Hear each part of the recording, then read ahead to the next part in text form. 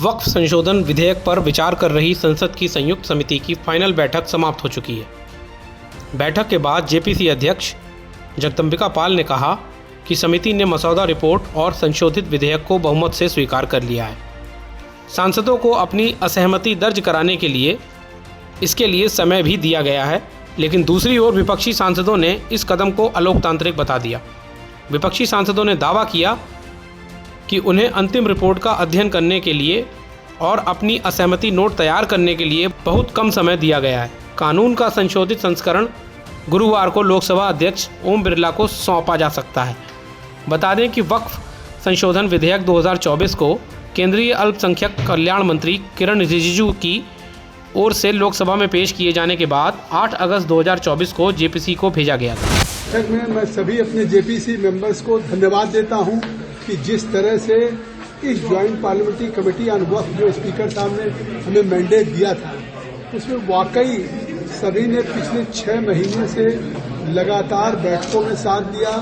बैठकों में detail deliberations हुआ, डिस्कशंस हुआ और डिस्कशंस के बाद आज फाइनली आज जो जेपीसी की ड्राफ्ट रिपोर्ट थी और जेपीसी का जो क्लॉज बाय क्लॉज जो हम लोगों ने 27 तारीख को हमारे 14 क्लॉजेज में अमेंडमेंट्स हुए थे, उसका एक अमेंडेड जो बिल था दोनों को मेजॉरिटी के साथ अडॉप्ट किया अच्छे माहौल में सभी सदस्यों ने।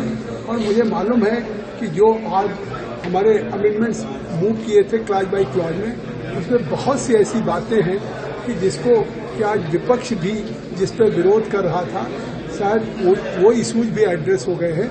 और मुझे लगता है कि ये बिल आने वाले दिनों में जो एक मंशा है कि सरकार की वाकिफ की मंशा को आपने देखा होगा पहली बार जोड़ा गया कि किसी वाकिफ के वक्त में उसका फायदा पसमानदा को, गरीब को, विमेन को, बच्चों को, आर्फन को मिले।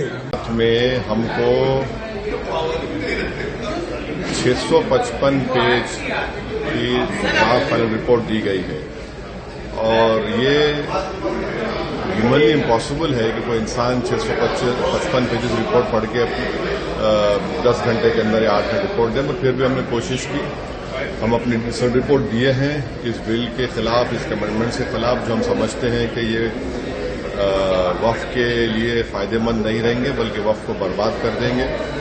और ये खास तौर से मुसलमानों को उनकी इबादत से महरूम करने के लिए ये आर्टिकल 26 का एक ग्रेव वायलेशन है। उसमें वक्फ बाय यूजर को निकाल देना और फिर लिमिटेशन एक्ट को अप्लाई करना, इवैक्यू की प्रोविजन को हटा देना, ओवरराइडिंग लॉ को हटा देना, कलेक्टर को ये इख्तियार देना कि वो गवर्नमेंट प्रॉपर्टी का तय करे, ये सब वक्फ के मुफाद में नहीं है, वक्फ के फेवर में नहीं है। इससे हम शुरू से मैं कह रहा हूं कि ये मुसलमानों के खिलाफ बीजेपी ने अपनी आइडियोलॉजी की बुनियाद पर इस तरह का बिल लाया है।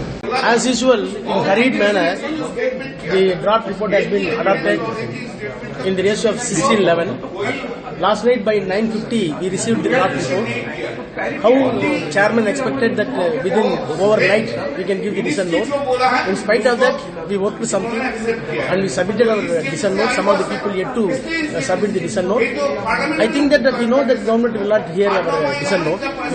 All these documents were properly, legibly and diligently filed by us, not for this JPC, it is meant for Supreme Court.